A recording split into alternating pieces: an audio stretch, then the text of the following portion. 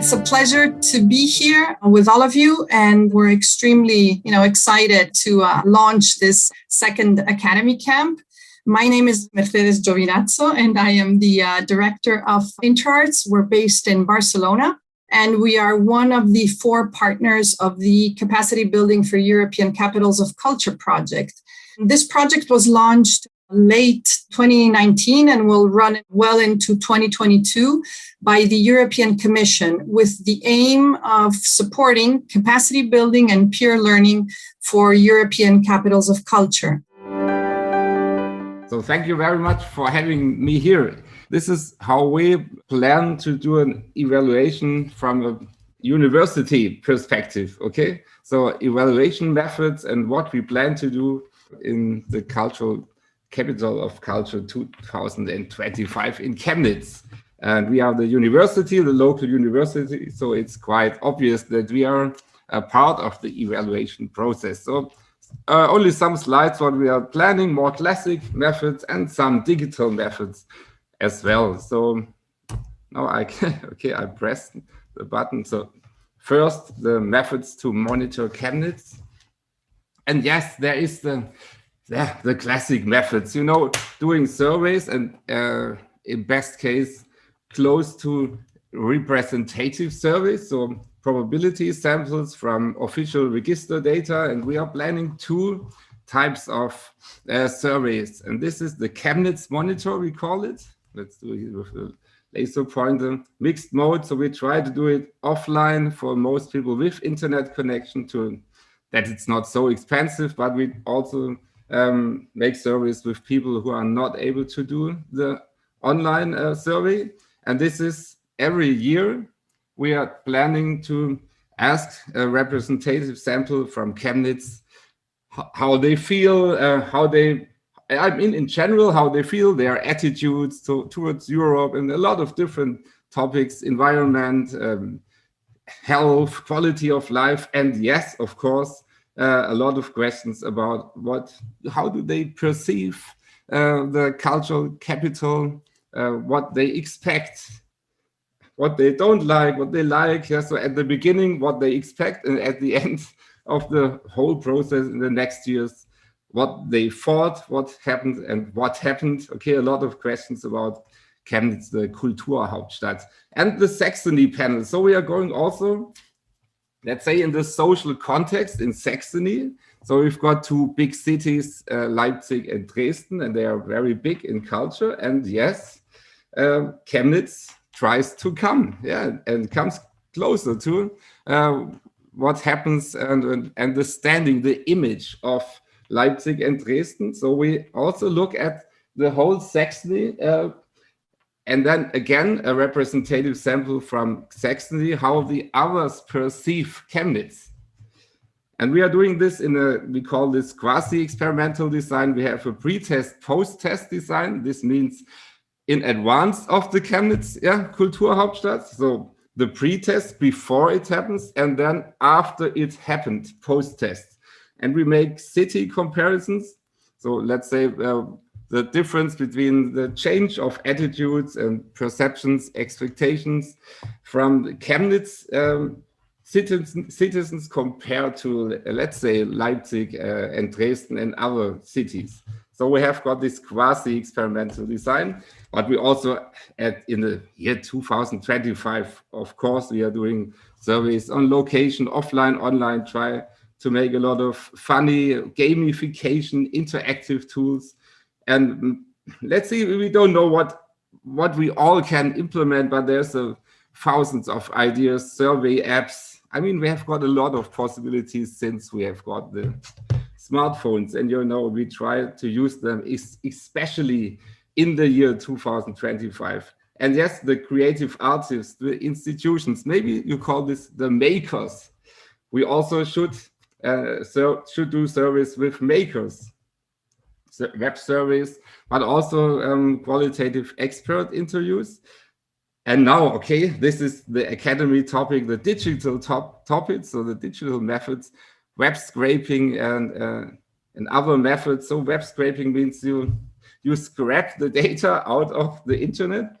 The data was never supposed to be part of an evaluation. It's what people write down in Twitter, what they write down in blogs, what they what they communicate in I mean, kind of unlimited possibilities of chat rooms and Facebook and so on. Yeah, and these are non-reactive data because the people who write down something in a tweet, they do not react that in the sense that oh, now I am part of an evaluation, so I should be should pay attention to social desirability. The people do not react to our measurement because they do not know that we are doing analysis about these texts. So it's the pure, so as I say, the pure opinions, attitudes of people.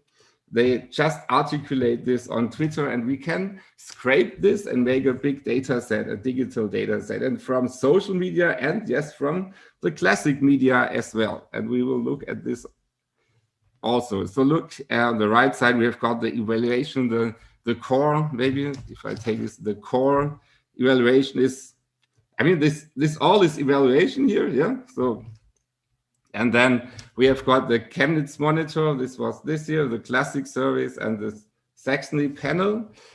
I will shortly talk about what's the difference between, this is a cross-section survey and this is a panel. So panel means it's always the same people being asked in the next years. And there's a big advantage of doing this if you ask the same people. And here the core maybe is all the other things we are doing as well. So here, okay.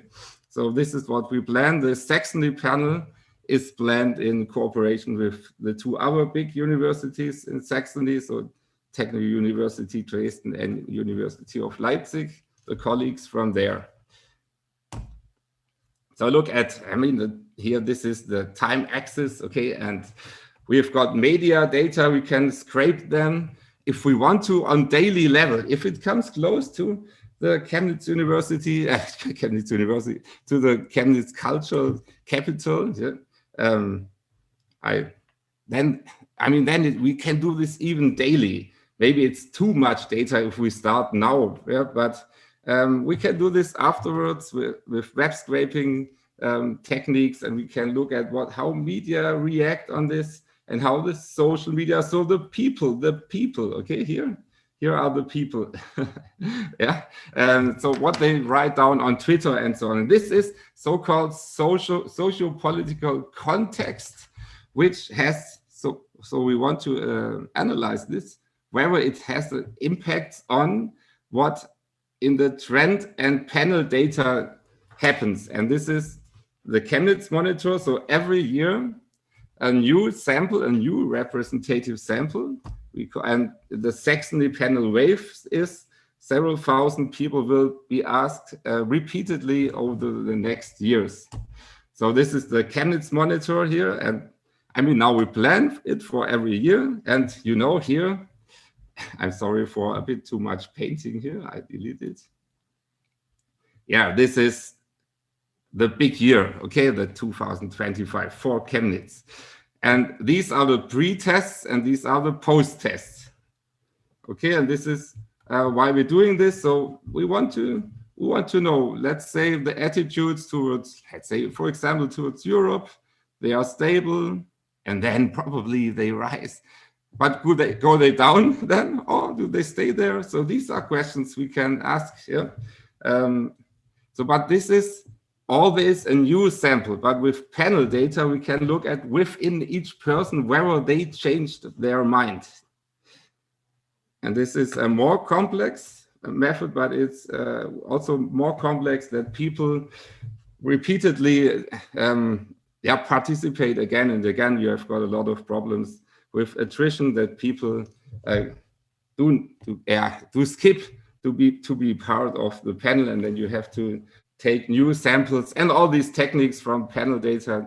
So, but this is the Saxony context, and this is inside Chemnitz. And now one important thing, at least, is the last point, very important. Chemnitz is also for sure. So citizens from Chemnitz will be also in this panel data. Okay.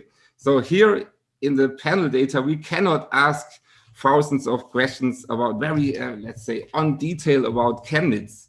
This is more the outside perspective, also more general perspectives on the Kulturhauptstadt, and in the special Chemnitz monitor, we can ask much more in detail the people living in Chemnitz. That's the plan. So now let's see.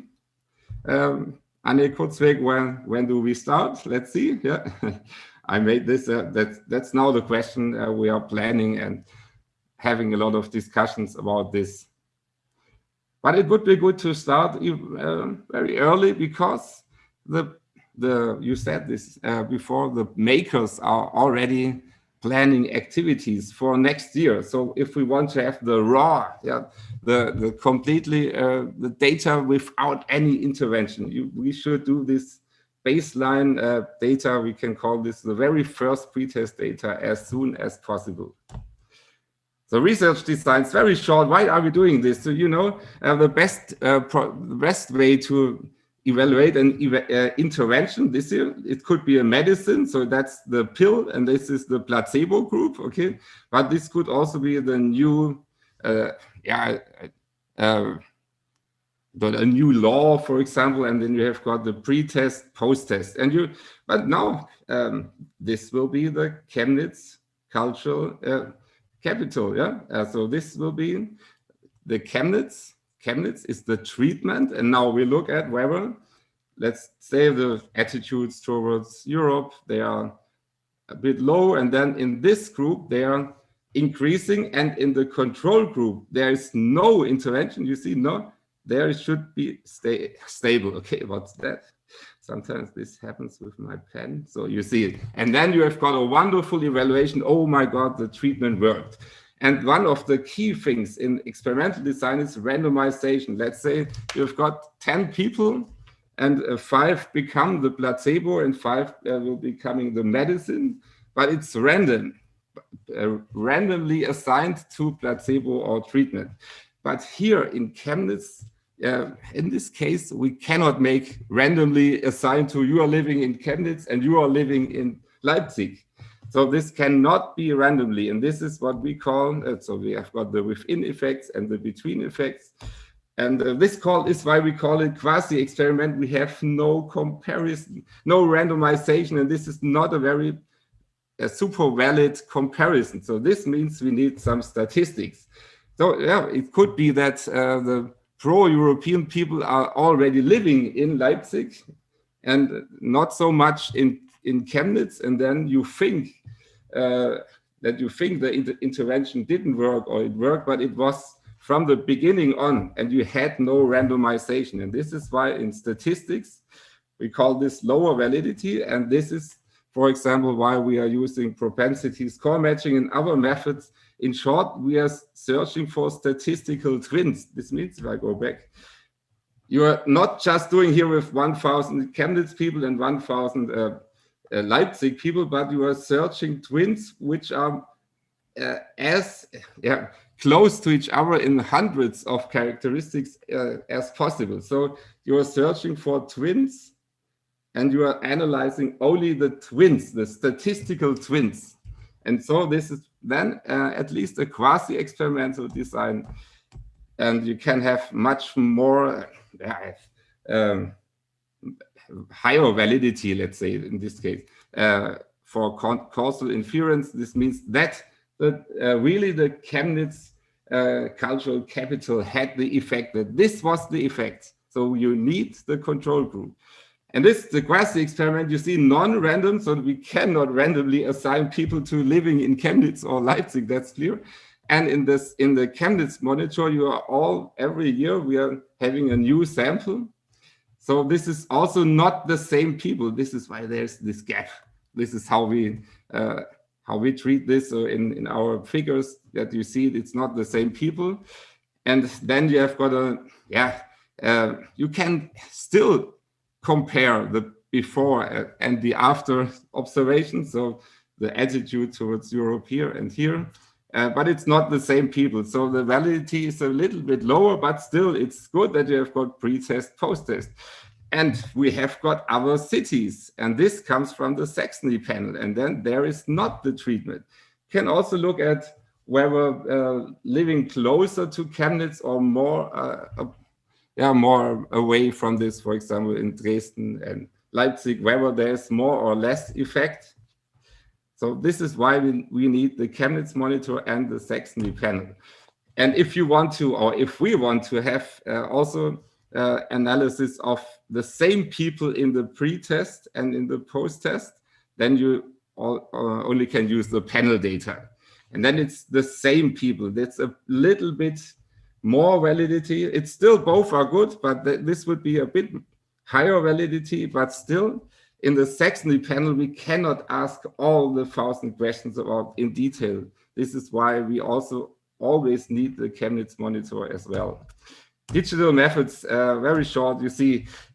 Let me introduce this in a broader sense. This is reactivity. That's the measurement. So if I'm doing a survey with you, you react to this because you know that you are now part of an evaluation or a survey. So you don't tell me, probably, that you are against foreigners because of social desirability. And so the measurement itself can influence or bias, so to say, the measurement results. And the digital methods are, they have got a lot of hope in these methods that there's not so much social desirability. We call this, you see, but all these non-reactive methods, they are 30, 50 years old. This means the traces and footprints of people in the physical world. This was already evaluated and analyzed a lot of years ago, 30, 40 years ago.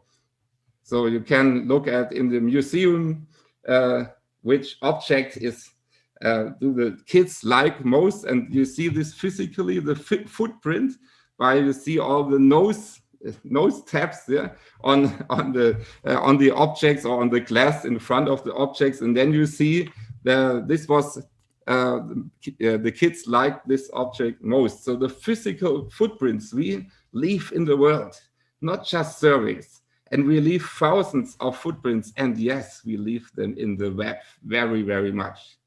So you can do this digital methods. Now I've got the next slide. You see the digital footprints, and this is what we scrape. We scrape this from the internet. We've got also from Twitter and other social media platforms. There's also nice apps. You can use them to look and analyze and scrape all the Twitter. But you can also do it with topic modeling. This means that you've got a computer program which half automatically analyzes all the thousands Twitters. Let's call it big data. I don't know. Big data, maybe it's a word a bit too much. In my sense of big data, we are living in a world we don't have got the big data at the moment, but it increases. But it will be much more bigger and really big data in maybe 10, 20, 30 years. I think we cannot imagine what data in 30 years will be available. But we look at this media data and social media data with web scraping.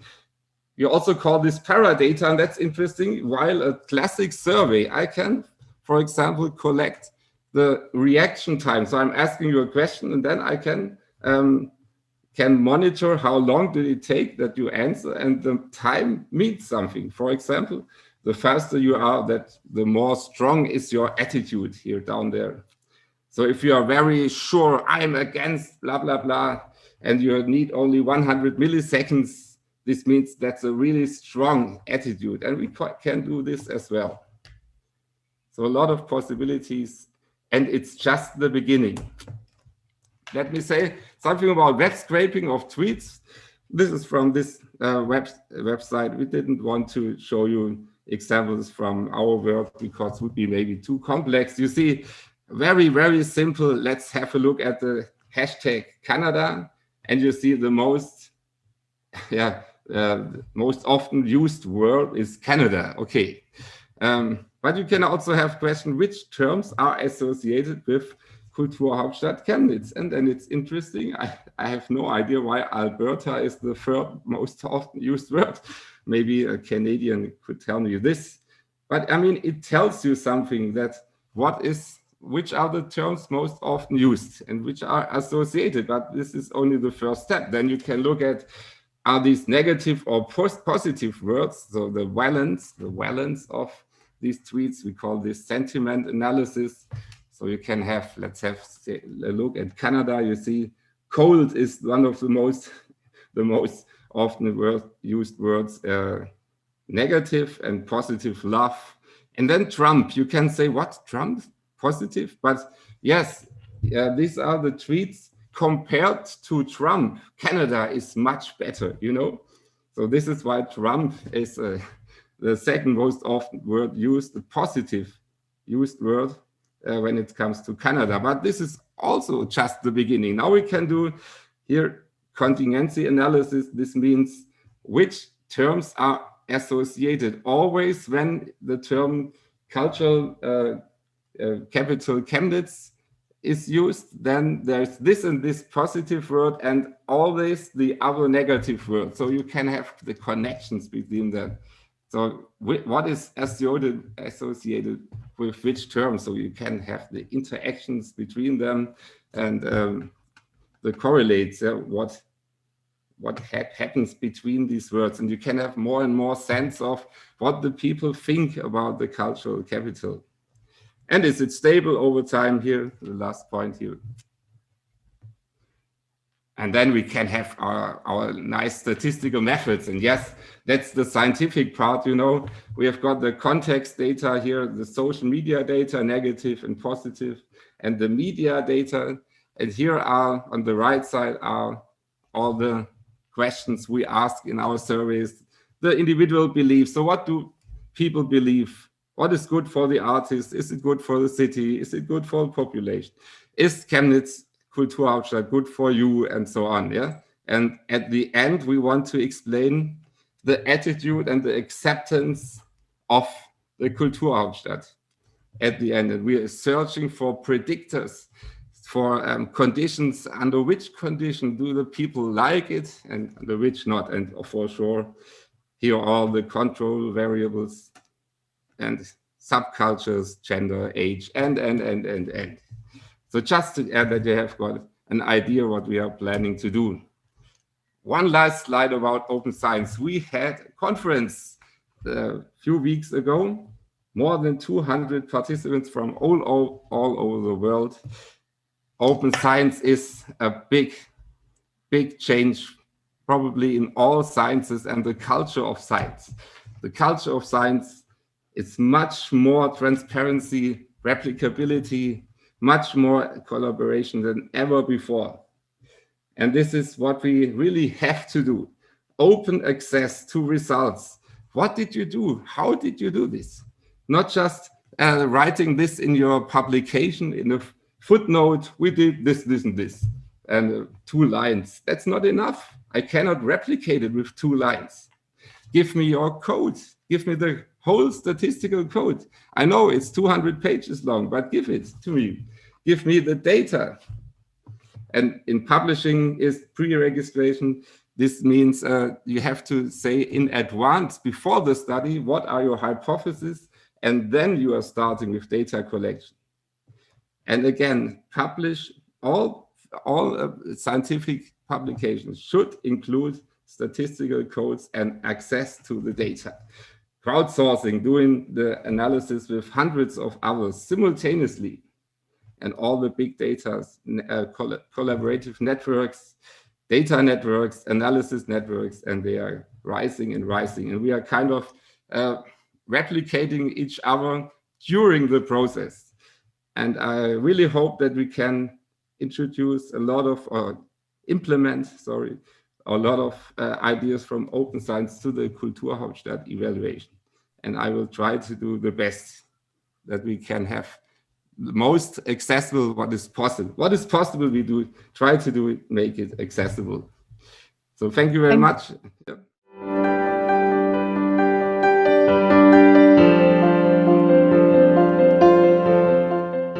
my name is Rossella Tarantino, and I am a sort of a geological example of Matera 2019 since I've been working on this project in 2010. So we took 4 years in order to present the bid book that we won. There was a competition of 22 cities for this title. I think it was the most crowded competition in history of the European Capitals of Culture. So 4 years to build the dream and 4 years to implement it. And now, after 2019, we worked on the collection and of all the data and the evaluation studies, and of course on the implementation of the open data platform. Yes, the Matera 2019 invested since the beginning on open data. Also during the bidding phase, we had a very strong connection with the municipality, and we urged them to use the open data. And we organized together, we launched together a call which was addressed to artists, creative people in broader terms, in order to use these data as a creative products. And one of these of the winners of this call was Ego 55, was an association from Matera, a company from Matera, who developed these Matera events tool, which was one of our database that we use to collect data. I'll show you briefly this one. Yes. Did you see it? Okay. And it was a way to, it was very interesting because all the producers can add information about the events. And so we had all the information about so it was at the same time a tool to communicate.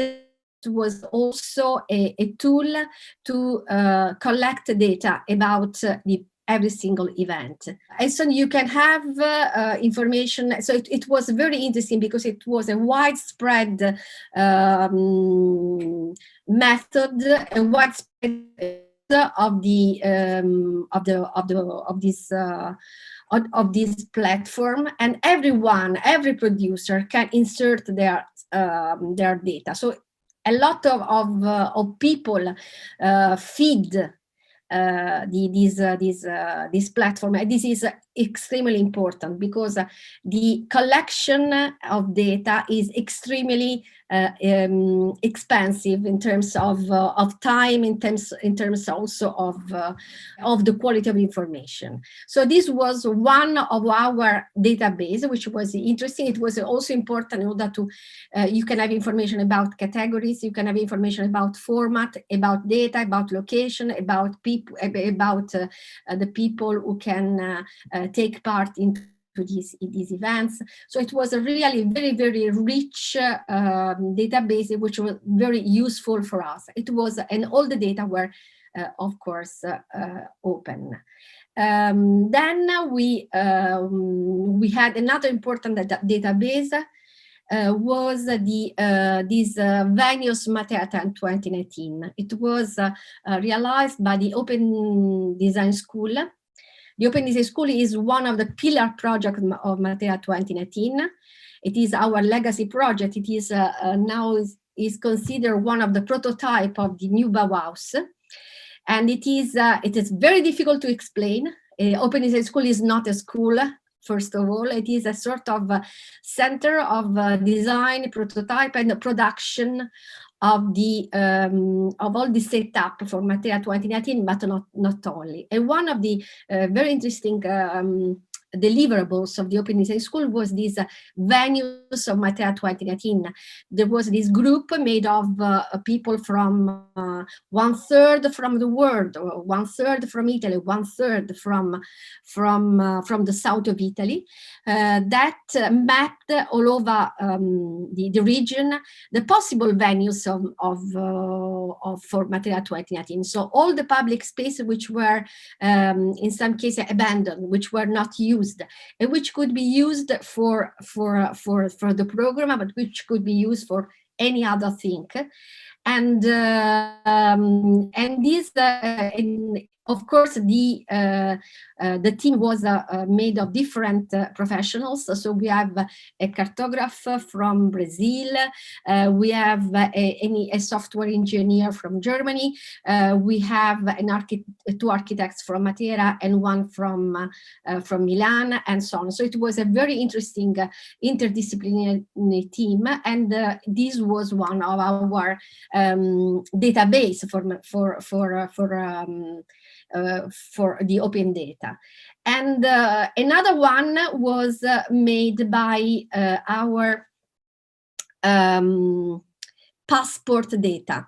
So in Matera, we invented this passport. So we didn't sell the tickets to take part to the events, but we conceived a passport which can give access to all the events organized Matera. So all the big events, very expensive events, also or very small scale events, and you can buy this passport, and it costed 19 euros for tourists, for temporary citizens, and 12 euros for permanent citizens, and you can have access to everything, and you can also have free public transport.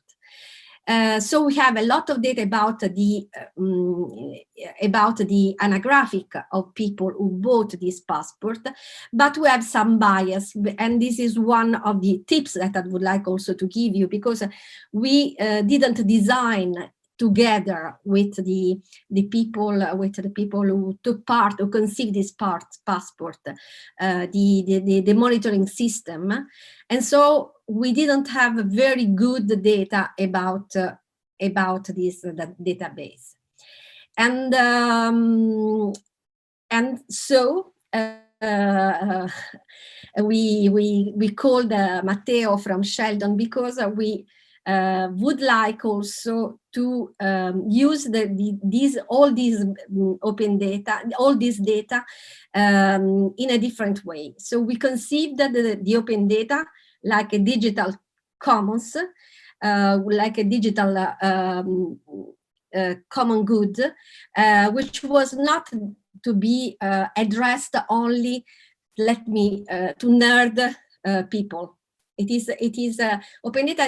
It was important for us, not just for accountability, which is extremely important, of course, not only for the data for the open data for the open data, but it is extremely important also because you have to because they can empower other people, can generate new knowledge, as a professor from Chemnitz underlined before. It is extremely important because it is a generative process. So this was important. It is extremely important also to enlarge the people who can have access and can use this data. That's why we worked with Matteo, because their team is made of data journalists, data analysts, and it is extremely important that these data that we published are used also by scholars, by journalists, of course by designers, by artists, and by students. And this was also our challenge: how students, for instance, can use open data and can have their evaluation of Matera 2019 under their point of view using this data. So this is our challenge, and it is extremely important because you can have a dynamic and interactive visualization of what Matera produced through the data. And for instance, here you can have not only you can know everything about the articles which were published on the media, but you can have also access to the single articles. You can download, for instance, the article which were published in the newspapers of the United States. So it is extremely a sort of mining, and is extremely important. My name is Matteo. I am a designer, a former academic researcher in design, hopefully future professor, and obviously the co-founder of Sheldon Studio. So the studio we founded 1 year ago. And then through the studio, we designed the open data portal of Matera. And the title for today is Let's Open the Open Data. As anticipated by Rossella, we think it's very important to turn open data into a real common, because we know open data are very important to build, and yes, to build new knowledge and new forms of information and discovery. But we think the biggest problem of open data is that up to now are manageable only by those people that already know how to manage open data, not the classical average citizens. So what we tried to do was to reduce the distance between the average citizens and the open data. How? Through the design. So let me proceed in my presentation. First of all, yes, what we do. As Sheldon Studio, we work on the intersection between visual journalism, that is a form of interactive journalism that relies also on multimedia and interactive visualization and so on. Information design, also known better as infographics, and social design. So this part of design that deals with social issues and obviously the digital part of social design. And what we do with all these three main disciplines, we try to design informative experiences. This is the homepage of our website, where we, since the beginning, states this, let's say, new concept. What is exactly an informative experience? So very quickly, on one side, we have the information. On the other side, we have experience. And just to make a very quick distinction, information is usually indirect. So we read information, we watch, we listen to information. Is always something that is produced by other people and that we consume. On the contrary, experience is something that we live in the first person. So it passes through our bodies, and very important, we always share a memory, almost always, of the experience we just lived. Could be bad or good memories. So with information experience, we refer to those forms of design that tend to reduce the distance between information and experience. So trying to let the readers, in a way, experience what the information is driving. The main goal is to enable a broader audience to understand that social and political issues are complex issues. Obviously, it's impossible to explain the complexity, especially with a website. But at least it would be great if people, the majority of the people, would at least get the idea that when we talk about social things, we talk about complex things. So it's not very easy to get a clear position, especially on a complex topic. Because yes, reality is more complex than it is advertised, and is important for now. I have very short time to explain, but I think it's very important to let the people get this, because even in the media in the last years, always reality is represented between two factions, black and white. So in the end, our dream is to activate citizens through our project and support a better informed communities toward a more aware society. But yes, how? Rossella already showed the website. I try to condense all the website, the open data portal, in a few seconds. But obviously, you can also watch it online. Otherwise, you can also read the case study we publish on Medium. It's very interesting. I'm not advertising, but because the case study explained how we use data storytelling, so narratives, to, let's say, innovate in the concept of open data portal, because open data portal usually are just a repository of data set. So instead, we approach the design of the open data portal with, as I said, with the data storytelling and social design perspective. So turning a traditional portal in something that unveils to a broader audience the power of the open data. So we showing what the Matera open data, what we can do with Matera open data, and yes, trying to inspire the citizens. In a few words, a sort of meta open data portal. And what we learn through this design? For sure that designers may have a crucial role in making further sense of open data. So turning open data as a real digital commons, with the aim to break the insider bubble, make open data really accessible to a broader audience, and obviously to raise data literacy among non-expert audiences, and also supporting the design of new forms of awareness and also of information production by non-experts. So empowering citizens to produce their own form of information.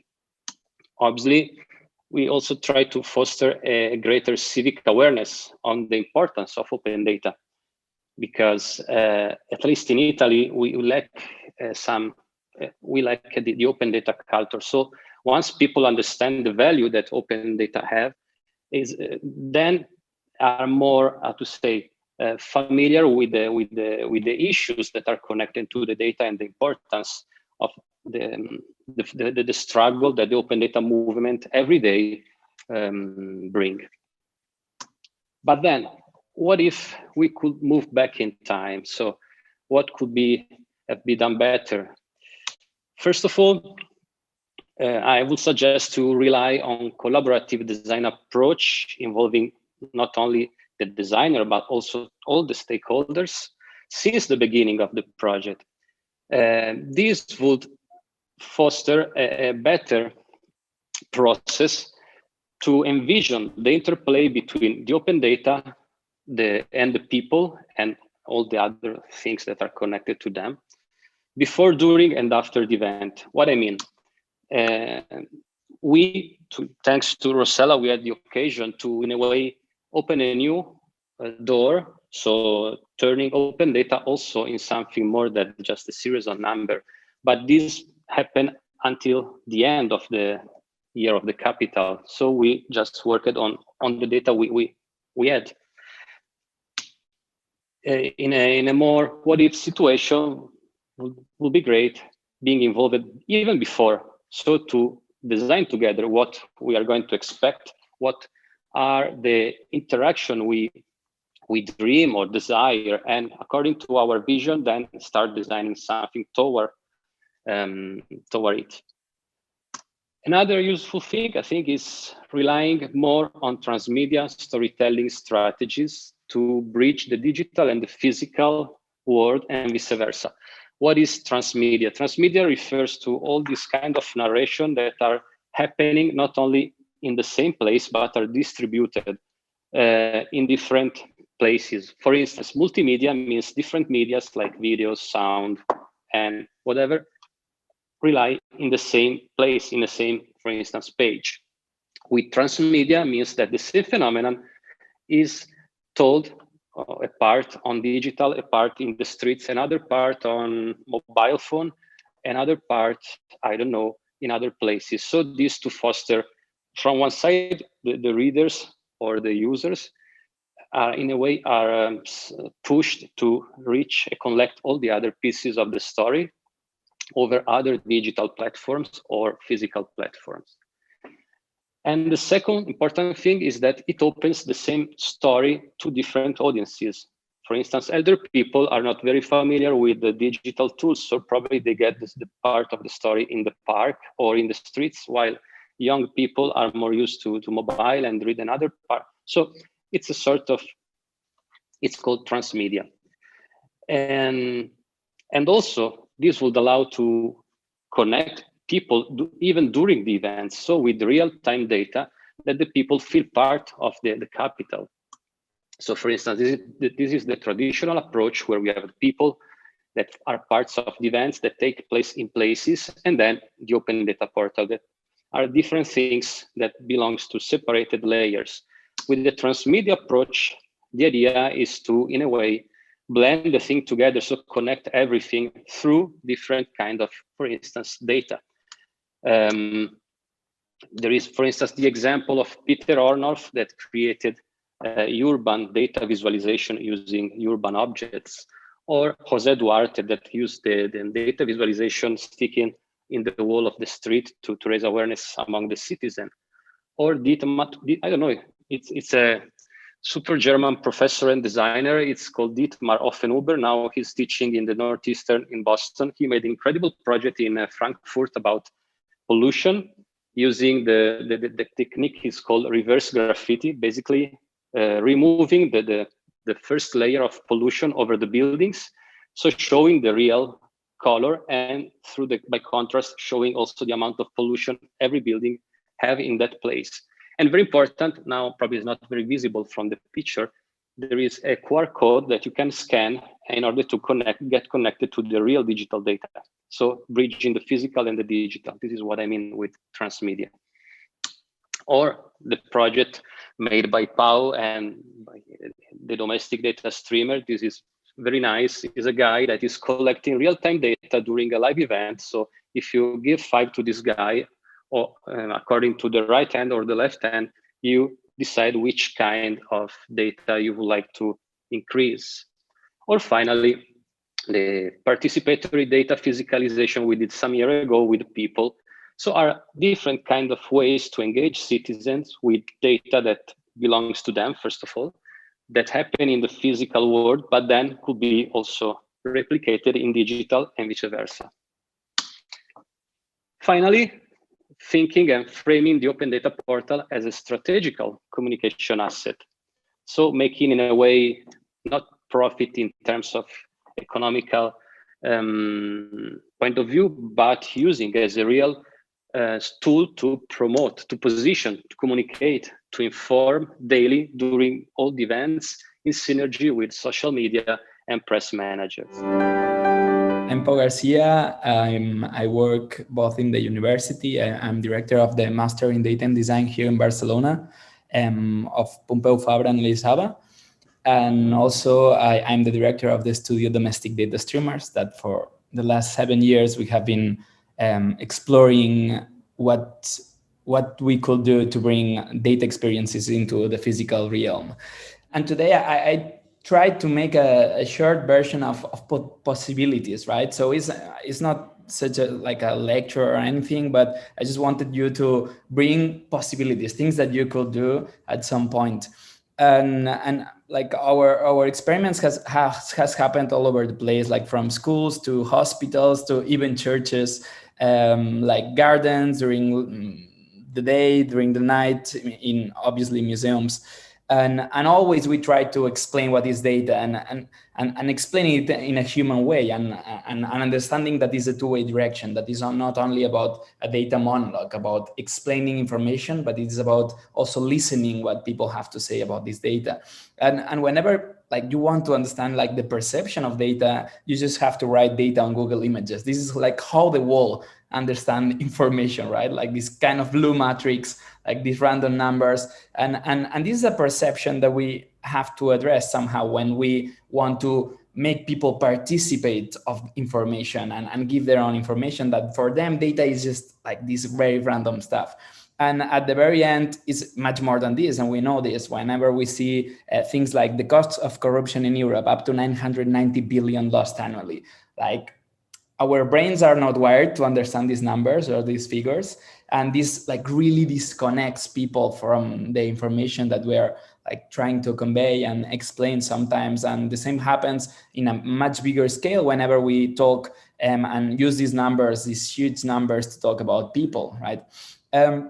So like we always explain that our fight is against not standardized ways to explain information, but against this lack of empathy that we are creating today with standard surveys, for example, right? And this lack of empathy is the thing that you do whenever like you see, I don't know, a news saying, well, there are 300 deaths in the Mediterranean Sea, like 300 refugees found dead. And you see that news again and again and again, year after year. And then you become just, I don't know, like you don't care, like you stop caring about these things. And this is something that is horrible by itself, but what brings with it is even more complex, that is not only a lack of empathy, but a lack of action. If I don't care about something, why I should do something to change it, right? So whenever we talk about data and information, we express it in the same way the idea of bringing emotions to it and bringing experiences to it,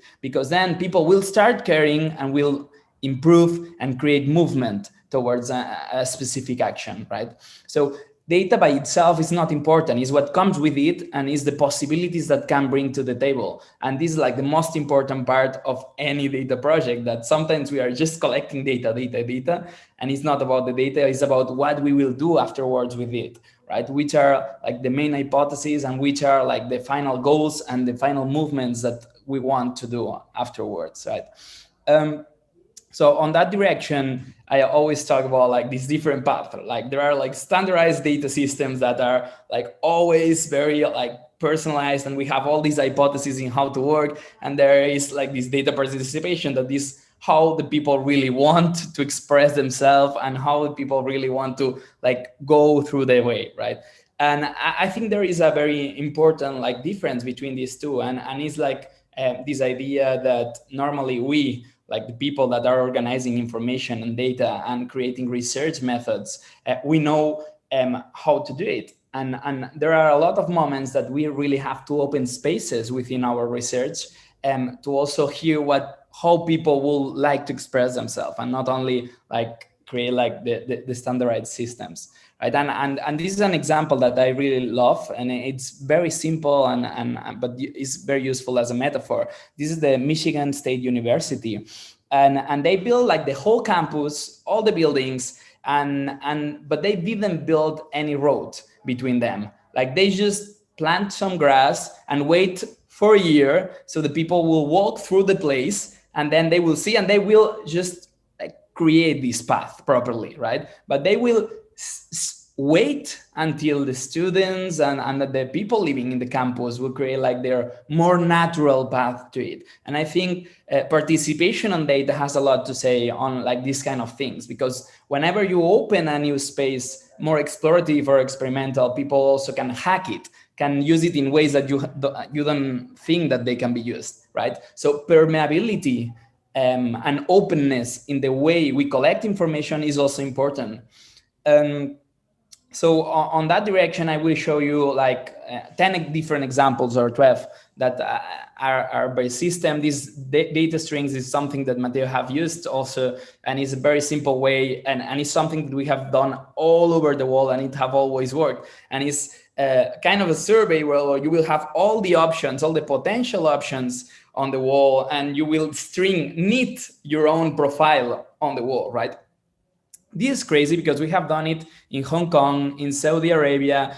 We have done like obviously all over Europe and in the States and South America. And every time we don't have to explain anything. Like the people really need it in a way that is really interesting. And I remember this moment hearing this. Let me show you something that happened. This was in 2013, and we didn't contemplate other genders than male or female. It was obviously an error from our side. But what happened is that because this was an open system, someone decided with this string that he will not like go through any of this, right? And I think like having these possibilities within the systems are also new ways of collecting information, right? Other than this, we a few years ago, we created Elena, that is a system that is used to collect information on the audiences on conferences, right? And what we did was on the conference, we bring like a small paper with two filter papers. One was red and the other one was blue. And we asked the audience to take their lanterns from the phone and put red or blue filters upon the place. And it was really amazing because you could do all kind of experiments by itself. It was a very aesthetical and artistic experience. It was kind of a performatic way of the audience expressing themselves, and you could like ask whatever you wanted, like things like, how do you like the person that you have in your right? And you will see how everyone was like very uncomfortable at the beginning, and so you could make like this exercise to see like if the people was getting the whole system. And then afterwards we could also create, like we created these two balloons that were on the next to the screen at that point, and depending on the amount of people that say red or blue, we had a camera there, a Kinect camera, counting all the dots and counting all the pixels with one color or the other. And then we were creating this live infographic with two balloons, lighten up with two colors that will represent on real time the information, right? So it was a kind of the thing that we have done before, but in a very like physical way, right? In another dimension, I think it's very important whenever we create spaces of dialogue, of conversation with the audience, we have to have very much in mind the context in which this happens, right? And the installation that I will show you happened in a very extreme space that is the prison La Modelo in Barcelona. That is a very important prison symbolically here in Spain and in Catalonia, because it was a prison where there was a lot of political prisoners during the dictatorship, right? And it was still operating up until 5 years ago. And 1 year after they closed the prison, they opened it for a urban art festival, and we were part of that. And we said, okay, this is the perfect space to actually create surveys about the idea of justice and morals. And let's ask things that kind of trump this idea of what is legal or what is not in that specific place, right? So that was more or less like the picture that I took when I got there. So there was still like all the traces from people living in there. And because we wanted to talk about justice, we created a system that metaphorically could also represent justice somehow, right? So we created these scales, right, that will have this major question, and then you will have like different stones in a table, and you will pick one of the stones and bring it to one part of the scale, right? Creating like this kind of visualization.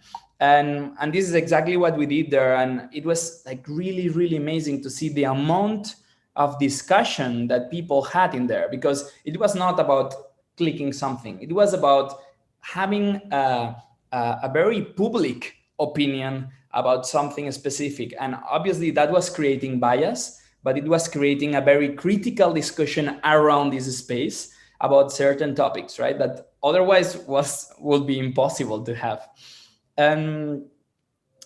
Obviously it was very interesting to see like how there was like groups of people that were getting together to hear what other people were saying in front of these installations. And I think this is one of the interesting parts of having physical spaces as a spaces of collecting information, that it's not only a way of listening, but also a way of explaining to the people, right? So it acts as a kind of a mirror of everyone passing by this place. And it creates a lot of synergies and reactions towards this data. That is not data that, okay, I'm giving you this information and you are not giving nothing back to me. It's about creating something that it really gives something back to the people that is participating and bringing their own data and opinion on that, right? On another total different context and environment, we did kind of a machine for the Laus Awards. These are like the Spanish Design Awards, and one of these awards is called the Audience Award. So this award is given by the amount of people that tweet a specific nominee of these awards. And so how they normally used to do that was hashtag, the name of the awards, and the number of the nominee, right? And they had like very little participation, and they said, okay, we have to do something because like we are only having like, let's say 500 people participating. This is a very important award, so we need to increase the participation on that. And we said, okay, so let's set up an installation at the Design Museum and transform all this like virtual interaction that was already happening into something physical that the people can see.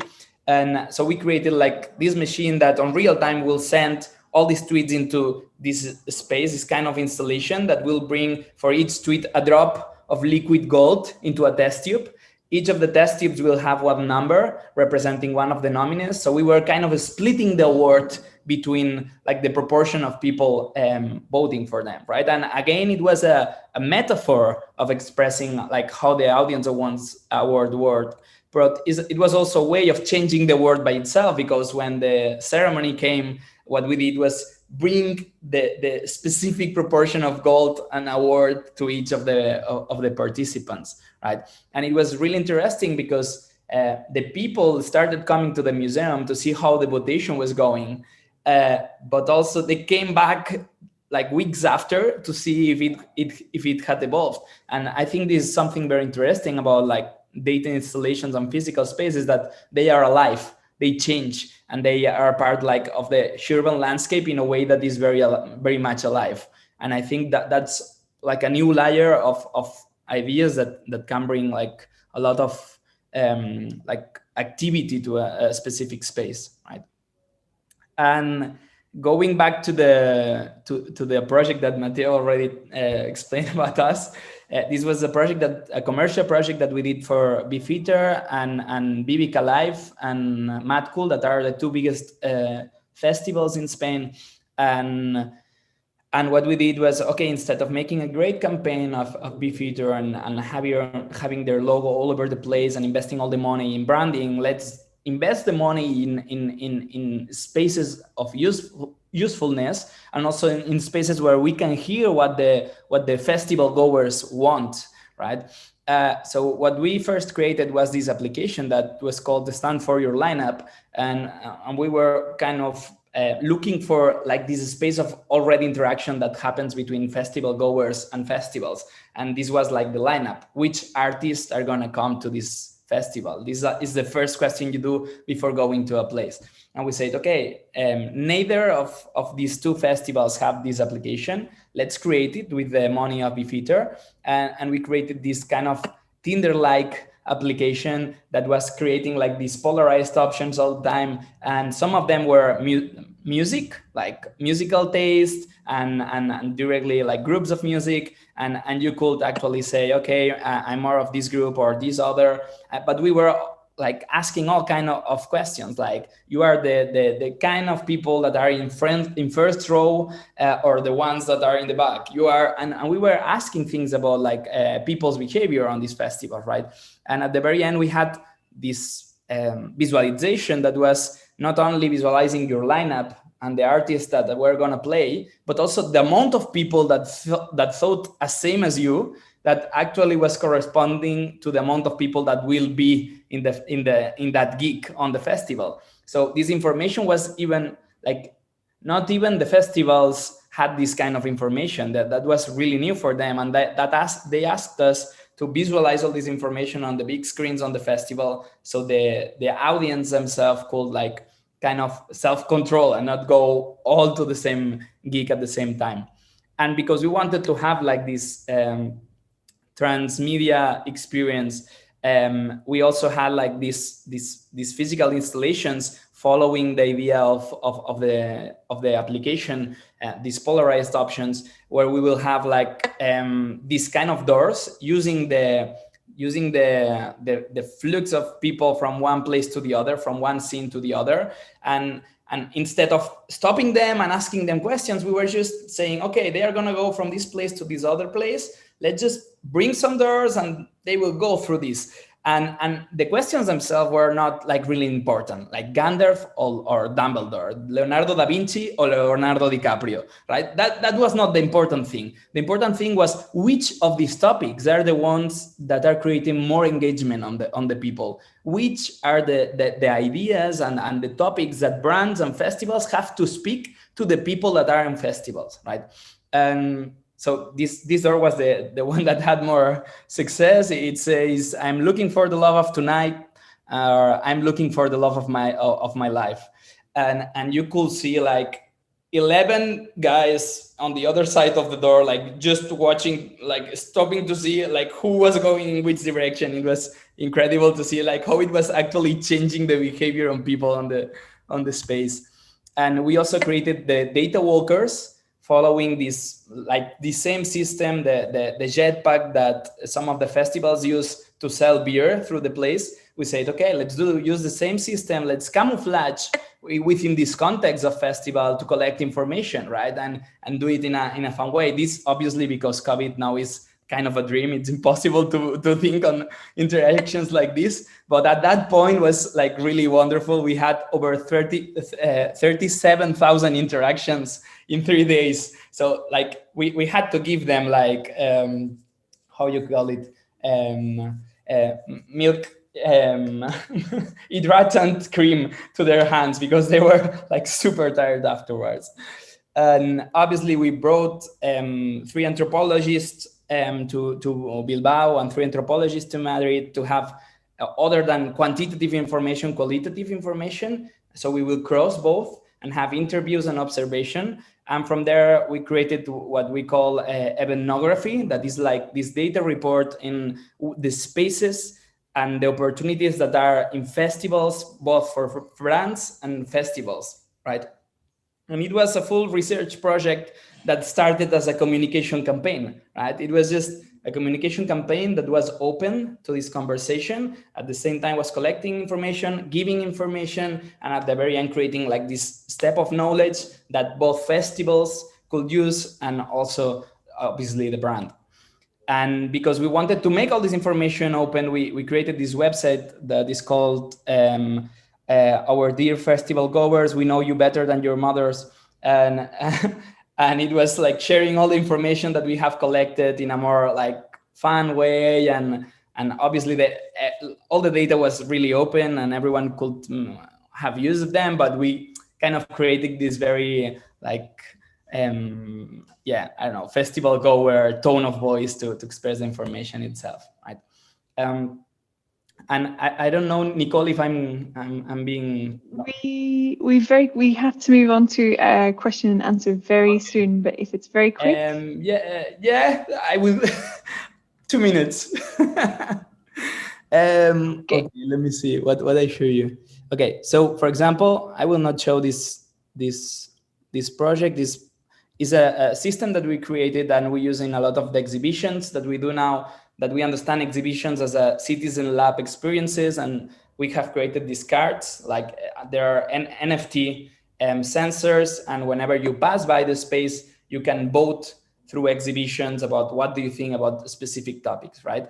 And at the very end, we create experiences at the end of the exhibitions that we call agoras, where you can see your own information, your own opinions, and confront your own opinions to the rest of the people, right? So we create like this very quick data visualization systems that visualize data, and obviously on digital is something very similar. One of the problems that we have sometimes when working with physical interactions is that the possibilities of voting are limited, right? And as you have seen in some of the examples, we tend to polarize, and there is sometimes not enough space to give opinion, right?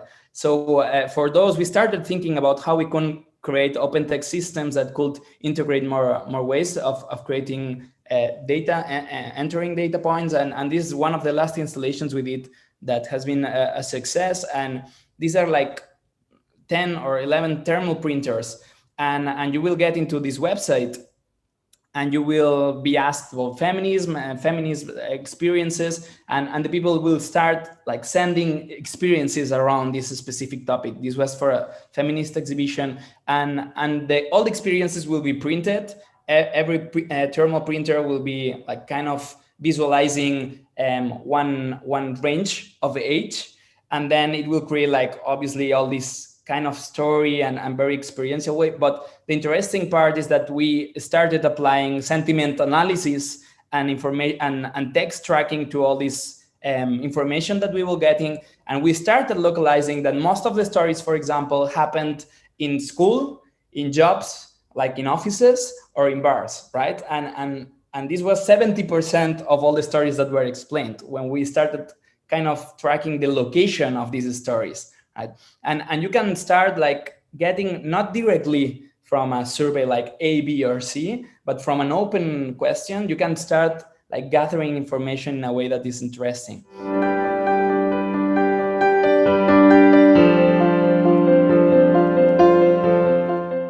My name's Steve Manthorpe. I'm a project manager at the Cultural Institute of the University of Leeds. I'm an artist and have been a curator. I have produced a number of digital interventions, including projections, interactives, and so on. The subject of developing communities for a capital of culture is huge. And in however many minutes I've got, 15, I think, Nicole, there's no way that I'm going to be able to kind of rationally cover any part of the territory, any significant part of the territory. So I've plucked 5 flowers from the meadow. I'll just talk about 5 things. And the first one is addressed to Anna and her team. And it is about creating communities of audience and participation. But I think it also applies to the capital of culture as a whole. And it's, you can't win, so don't waste your time trying. If your approach is, I'm sorry, it's a long word and I can't think of a way of meaningfully reducing it. If your approach is mainly outward looking, you'll be accused of ignoring your core audiences, your core communities, especially your own creative community. If you focus on developing local capacity, you'll be accused of being, again, I'm sorry, I can't simplify the word, you'll be accused of being parochial, of being too locally focused and limited in your vision. I think the best you can hope for is to piss off roughly the same percentage in each camp. At least then you can claim balance. The second subject I want to address, and forgive me, this one is not predominantly about developing community, though it is about interaction and about reaching out. So I've allowed myself to talk about it. It's about commissioning, and I just wanted to share 2 of the most powerful, oh, of course my phone, hang on, it would go. Sorry about that. 2 of the most powerful digital interactive artworks I've seen. Both were in the Arts Electronica Festival in Linz in Austria. And the second one of the 2 videos I'm going to show you, the second artwork, was commissioned during that city's year as capital of culture. The first artwork is Bump by Roland Graff, who many of you will be aware of. It was a telematic artwork very early from the noughties, which also traveled to a number of festivals and expos. So I'm going to run a short video for that.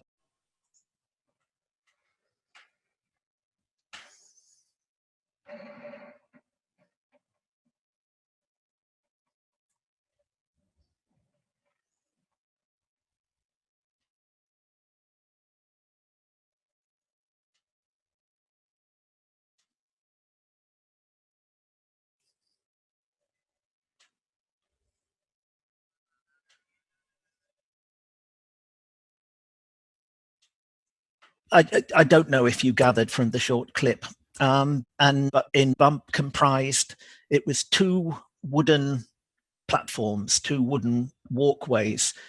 And as you walked along it, you sent a signal to the walkway in the other city. And so where you were stepping, the planks in the other city would bump as if someone was walking on them. And likewise, the people in the second city who were walking or running on the walkway, in Linz, you could feel them run past you, and you could see their steps going past you. And it was a very, particularly because it was an early telematic artwork, it was a very profound feeling of community with that other city, with the people in that other city. The second artwork, and so CaxiLink is a booth. You sat in the booth, and it was set up as if you were sitting in the back of a taxi in Jerusalem. You could choose from one of 6 drivers of very different backgrounds, and they would take you wherever you wanted to go in the city of Jerusalem. You could chat with them in real time. If we can link to the videos, you'll see that one driver gets out of the cab and buys souvenirs on the request of passengers and so on. And again, it was an incredibly engaging sense of the festival being bigger than the city in which it took place. Very powerful. Why do these projects work so effectively? I think because they use the speed of electronic communication to extend the reach of the city in which it is installed to other cities, to other communities, far away and in real time. The third subject I wanted to address is geolocation and augmented reality. And again, this may not seem to have a direct bearing on developing creative communities. I think it does. On a couple of days ago, June the 1st, I think, the World Wide Web Consortium published the latest geolocation API. For anyone who doesn't know that, what geolocation it's the means by which data, and that could be written word, it could be moving image, it could be audio, anything that can be digitized, that can be flagged and located in a specific place, allowing the history and, sorry, long word alert, psychogeography of places to be explored from mobile devices. You may have seen it in its simplest form as the placing of QR codes in specific locations in order that people can click on the code and retrieve information. This is sometimes used in audio tours. But I think by the time Chemnitz happens, I think we will be looking at the commercial rollout of the first serious commercial augmented reality devices. And I think there is a huge opportunity here for work, and this is where communities come in, for local artists with a profound understanding of Chemnitz, of its history, of its location, of its stories, of its diversity. There's a great opportunity for small-scale commissions to be geolocated across the city, to really bring the city to life for visitors to the capital of culture. My fourth topic is, I'm going to pass over the third video, which was an example of geolocated commission that I commissioned. But again, I'll try and get a link in the chat before the end of the day to that one. Creative labs, I want to talk about now. And by creative labs, I mean those that are formally called creative labs, maker spaces, hack spaces, fab labs. There are almost as many names as there are organizations. I recently was part of a group which did a study on creative labs, mainly in the north of England. We studied 80 different labs, but we also looked at some European labs, ones that we thought had important things to say about the nature of creative spaces. And we came to the conclusion that, like names, there are almost as many different models of creative communities as there are organizations themselves. Each one is defined more by possessing some of a group of characteristics we identified, but they're never the same set. So the creative labs we studied were experimental, they were co-creative, people chose to work together, and for that reason they were interdisciplinary, people worked between disciplines and found meeting points between disciplines. They were socially engaged, people were they were part of their communities, and they wanted to express the issues that communities face and to celebrate the strength of communities. They were limited in duration. That is, they ran projects which started, finished, and ended. It wasn't a sort of ongoing program in that sense. And another common element to creative labs, but not universal, was the use of producers who would facilitate and who would help communities to realize projects and would help to inspire communities to develop projects and to provide continuity in project management and to help to conform to the vision of the organization. I think an issue with working with your creative communities, and I know in Chemnitz are there three or four, I believe, that would be recognized as creative labs or mad labs or hack spaces. I think one of the interesting things about working with these communities is that they are, by their nature, anti-authoritarian. They do not want to be told what to do, and that is a consequence of the social engagement, activism, and the individualism that drives people to create their own solutions and to realize their own visions rather than by somebody else's vision off the shop peg.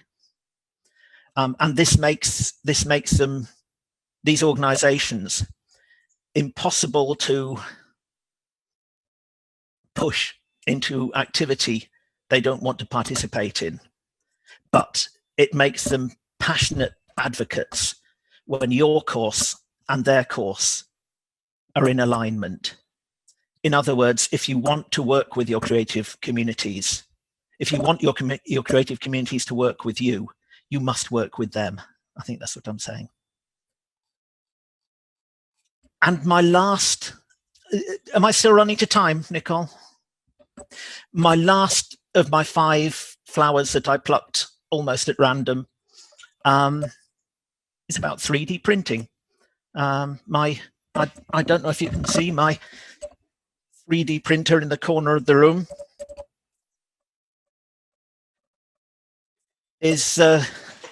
I'm currently printing out a copy of the Roman dodecahedron. And if you don't know what the Roman dodecahedron is, I suggest that you look for it, because it's one of the most fascinating mysteries of European archaeology.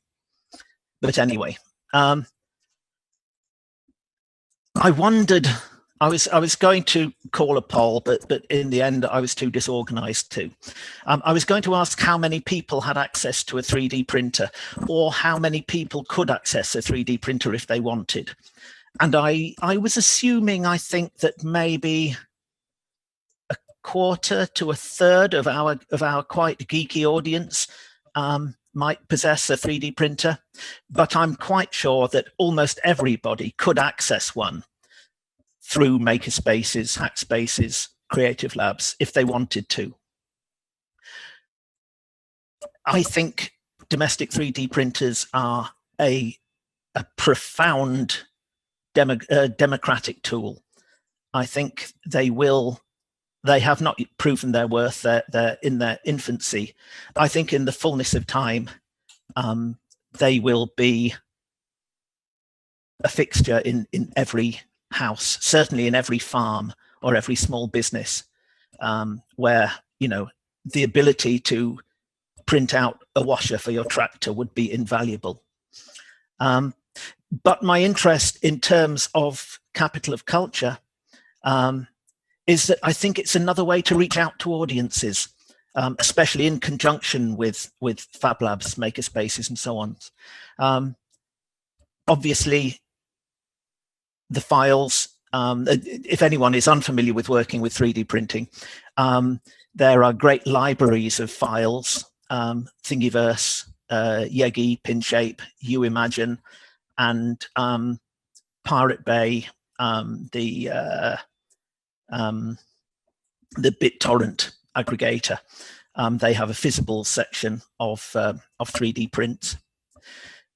And the reason I mention it is because I think you can reverse engineer merchandise for the capital of culture. And rather than having a model of marketing communications, because merchandise is essentially a vehicle for marketing and communications, I think that you can flip that outwards so that it's no longer merchandise but consumer dice, so that if you freely present commissioned work, branded items, and so on, if you make the STL files, the 3D printing files for these available to everyone, then I think you vastly increase the reach of those things. Now, that may be a reason not to go to Chemnitz, but I think it's much more likely to be something that will intrigue you and inspire you and really make you want to visit. Last of my 5 flowers that I plucked almost at random is about 3D printing. I don't know if you can see my 3D printer in the corner of the room.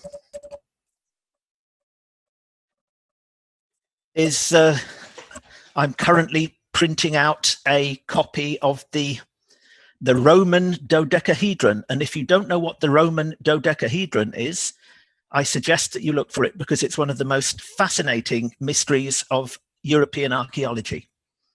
But anyway, I wondered, I was going to call a poll, but in the end I was too disorganized to. I was going to ask how many people had access to a 3D printer, or how many people could access a 3D printer if they wanted. And I was assuming, I think, that maybe a quarter to a third of our quite geeky audience might possess a 3D printer, but I'm quite sure that almost everybody could access one through makerspaces, hackspaces, creative labs, if they wanted to. I think domestic 3D printers are a profound democratic tool. I think they have not proven their worth. They're in their infancy. I think in the fullness of time, they will be a fixture in every house, certainly in every farm or every small business, where, you know, the ability to print out a washer for your tractor would be invaluable. But my interest in terms of capital of culture is that I think it's another way to reach out to audiences, especially in conjunction with Fab Labs, makerspaces, and so on. Obviously, the files, if anyone is unfamiliar with working with 3D printing, there are great libraries of files, Thingiverse, Yegi, Pinshape, UImagine, and Pirate Bay, the BitTorrent aggregator.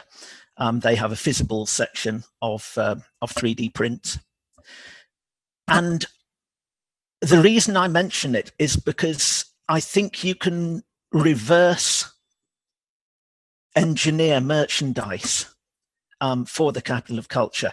And rather than having a model of marketing communications, because merchandise is essentially a vehicle for marketing and communications, I think that you can flip that outwards so that it's no longer merchandise but consumer dice. So that if you freely present commissioned work, branded items, and so on, if you make the STL files, the 3D printing files for these available to everyone, then I think you vastly increase the reach of those things. Now, that may be a reason not to go to Chemnitz, but I think it's much more likely to be something that will intrigue you and inspire you and really make you want to visit. I'm Callum. I am a multidisciplinary creative practitioner. I have a background in anthropology and in speculative design. But more concretely at the moment, my work has been involved in community building at a space called Trust, which I co-founded in 2018, and kind of continued in an adjacent but related project called Black Swan, which is looking at decision-making mechanisms for artistic communities. And I'm going to share a bit about what has worked and what hasn't worked in my experience setting up a community that is very grounded in digital, but also has a physical space in Berlin. And yeah, I just want to give some substance for your planning and thinking about Chemnitz 2025. So Trust is a physical space in Berlin and an online community of 300 people on a platform called Discord for multidisciplinary creative practitioners and researchers. And I'll shed a bit more light on who actually is making up this community. And Black Swan is a collective researching and experimenting with collective decision-making mechanisms for creative communities. The kind of overarching motto of Trust, or our ambition, is to create space for shared infrastructures and imaginaries. So trying to tie imagination to infrastructure and seeing infrastructure as something that can be shared from a locality or from a specific context beyond that context. So making the needs of our community and the way that we address them somehow useful to other people is really important to what we do. And I tried to very concretely address the brief of this discussion today, trying to think about what doesn't work from, or what hasn't worked in my experience, to what works. And so I think just to start things off before I get into it, I wanted to go over a bit what works as an overview, and then at the end return to this after I share a bit more about the work that I've been doing. So in terms of what works, communities need full-time management. I think there's an idea, and I had this idea also, that you set up a place for people to have a conversation, or you set up a space and people will just do things, but this is a complete fallacy from my experience. It's completely false that people will just start doing things. There needs to be enough structure in place and enough maintenance, even just somebody making sure that the floors are kept clean, and this type of work also translates into a digital space. So I'll share a bit about how we have been thinking about community management, but in the work that we've done with different cultural institutions as like consultants, I think this is a misunderstood thing, that communities need people to take on the structural role so that they can just do things. Then related to this is being very specific about who is involved in your community, who are you targeting, who are the participants. This is echoing the previous speaker who summarized it in a really beautiful way, but yeah, just being really specific about who you want to involve, and actually how you can support the things that they're already doing. We also developed participatory media formats, so going beyond a broadcast approach to communication, really thinking about how you engage people in conversations. Then there's standing on the shoulder of giants, which is trying to contribute to shared infrastructures, and I'm talking very concretely about digital infrastructures, but with open source, you can use both existing things that have already been developed and contribute back to this. So the work that a cultural project does and a publicly funded cultural project can actually contribute back to a much wider digital context. And I think that that's something that's very exciting. Also echoing the other speaker is the importance of experimentation, prototyping, and iteration. So like in our project, we do a lot of working groups, we do a lot of role-playing activities before we implement any finalized program, and we try and keep things very flexible, malleable, and open to discussion and for people to take it in different directions. And yeah, just to highlight this idea of accessibility, which I think is really important. So thinking about a range of people and abilities, whether this is about vision impairment when we're designing websites, or just thinking about how all of the design decisions we make in a community or in a digital platform are really important for people with different abilities and who are coming from different places. So I'll talk a bit about the way that we built a community, and I know it's 300 people, it's not 300,000 or the ambitions, but maybe there's something to learn about the process and ways of opening up a physical location and building a hybrid community. So we were able to get a space in Berlin that was already a shared workspace, so the rent was kind of covered by people renting desks there. And we started organizing public events and lectures on topics that we felt weren't well represented by the cultural programming in Berlin and Europe more widely. And from the beginning, all of our events were opened to a online audience. So we kind of turned our physical location into a broadcasting studio. And I think that this is an interesting approach for thinking about a hybrid community, is how can you turn the hybrid nature of it into part of the scenography, or make that visible, not needing to hide everything away or construct very separate things, but how can we actually reflect the digital in the physical space and reflect the physical space in the digital space. And from doing these presentations, we developed online, a collection of online videos on different topics, and we were very intentional making sure that everything would be recorded and distributed online. And we use Twitch, which is a live streaming platform more associated with video game communities, but increasingly has more discussion formats. I'll talk about this a bit, but the choice of platform also becomes very important, and it codes certain forms of interaction. It affords different types of participation, and so being clear about who is in the community and who you want to involve. We, for Trust, produced some kind of loose user profiles based around the people who were already coming to our events and the things that they were interested in.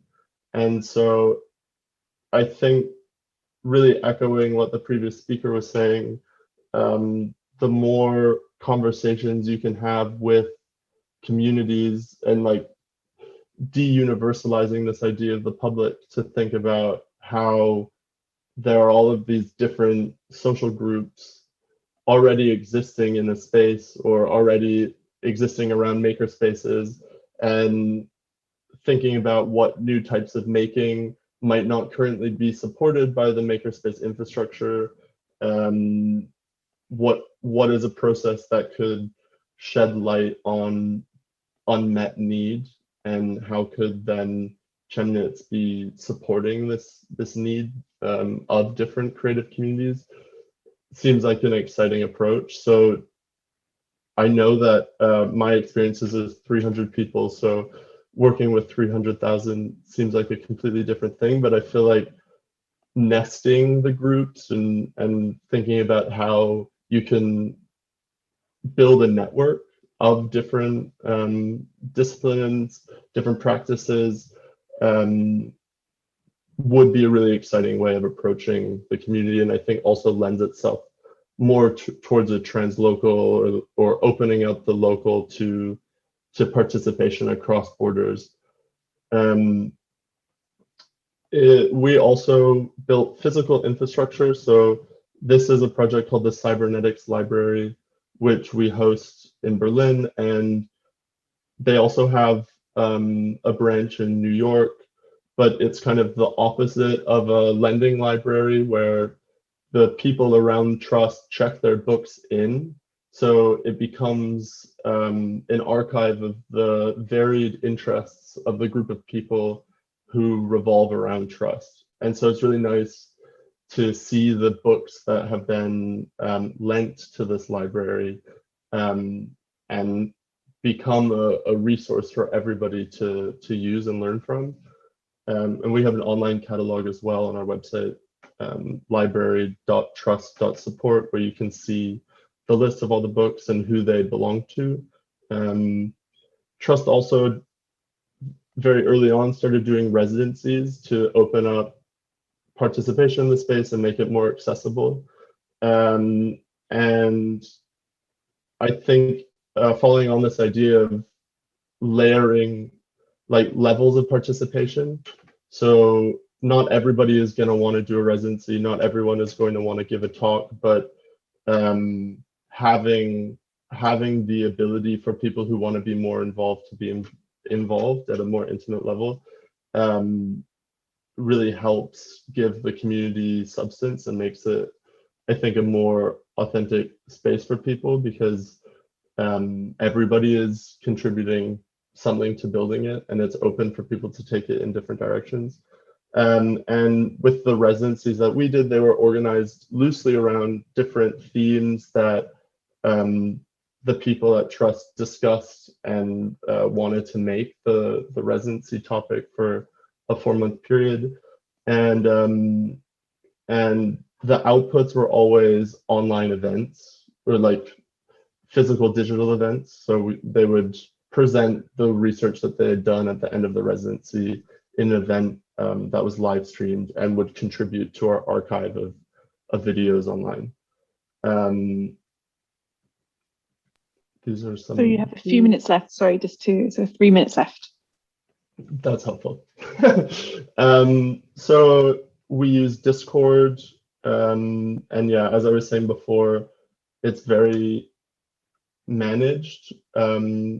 We collaborate with somebody called Joanna Pope, who does a Discord-based reading group, and we found that actually visual material isn't needed. There's a kind of Zoom fatigue now, and just doing voice and text communication has worked really effectively. We do a show and tell format also, similarly, where we feature a different member of the community every week who shares what they're working on, what they're thinking on, and basically host a discussion around it. We experiment with different participatory live stream formats on Twitch. We play games together on Twitch.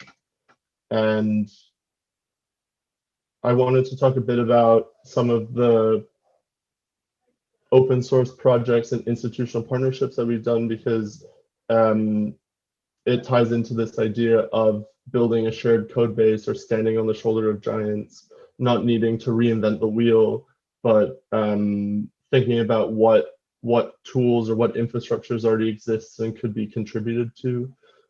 So this was a project we did with HackEV, building an online social space for exhibitions and events, which we've since turned into an open source project and collaborated with iBeam, which is a media arts institution in New York, amongst others, in contributing to this shared events platform and code base. And then finally and quickly, I'll talk a bit about moving towards community governance and decision making. So there was a need, or there was a desire to not have decisions made in a very top-down way, but allow for participants to decide how resources are distributed, how opportunities are given to different people. And Trust has an adjacent project researching specifically this called Black Swan, which I'm involved in.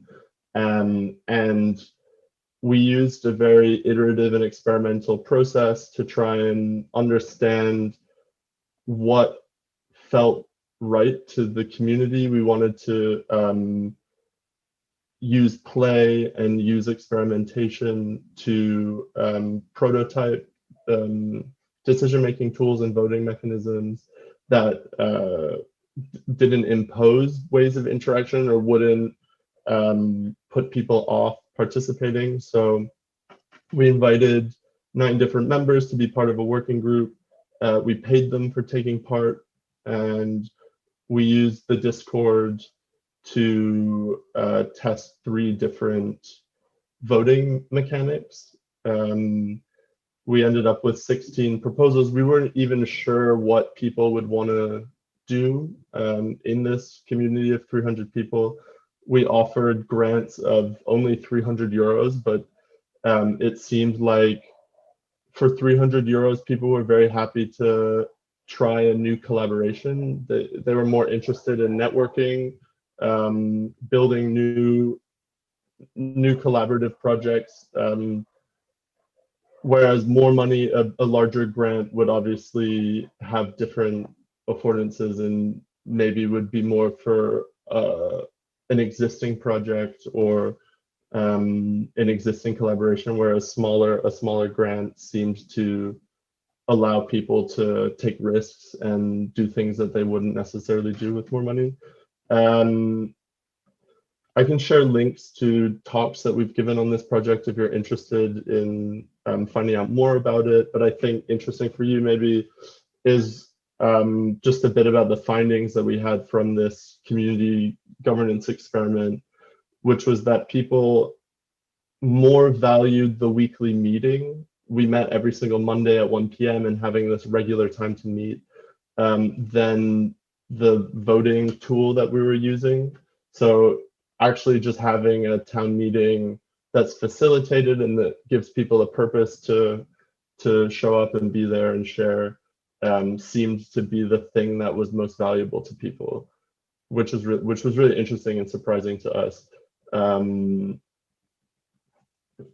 There's a lot of findings. We did conversations and interviews. We wanted to really understand how the different parts of this process felt and worked. But yeah, I'll stop there. It's a lot. I can share links that goes deeper into some of the things I've touched on. But I think my main points around what works is that community management is a full-time thing, and it's really important to understand the nuances of the people that you're trying to include, and to think about different tiers of participation so that some people can have a more intimate relationship to organizing, whereas other people can listen and learn and hear. And yeah, I think this experimental and iterative development process that is constantly engaging with these communities has worked really well for us, and something that we're going to keep pursuing in the future.